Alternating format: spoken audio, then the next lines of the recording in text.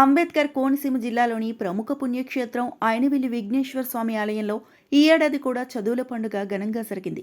3 రోజుల పాటు నిర్వహించిన ఈ కార్యక్రమానికి పెద్ద సంఖ్యలో విద్యార్థులు, భక్తులు హాజరయ్యారు. విద్యను ప్రసాదించే ఆది గణపతిగా ప్రసిద్ధి చెందిన విఘ్నేశ్వర స్వామి సన్నిధిలో ప్రత్యేక పూజలు చేసిన పెన్నులను విద్యార్థులకు పంపిణీ చేశారు. ఈ పెన్నులతో పరీక్షలు రాస్తే మంచి ఫలితాలు వస్తాయని భక్తుల నమ్మకం.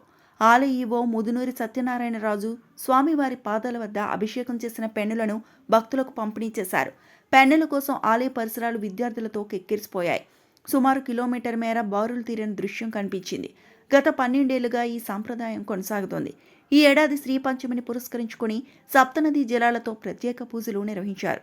స్థానికంగా పెన్నులు ఉచితంగా పంపిణీ చేస్తుండగా దూర ప్రాంతాల వారికి 250 రుసుముతో పోస్టల్ ద్వారా పంపిస్తున్నారు. ఈ కార్యక్రమం ద్వారా 2 లక్షల పెన్నులు పంపిణీ చేస్తున్నట్లు ఆలయ అసిస్టెంట్ కమిషనర్ తెలిపారు. కోనసీమ జిల్లాలో బీజనవరం నియోజకవర్గంలో కొలువై ఉన్నటువంటి వినాయకుడు, ఇది అయినవిల్లి మండలంలో ఉన్నటువంటి వినాయకుడు ఆలయంలో పెన్నుల సంరక్షణ.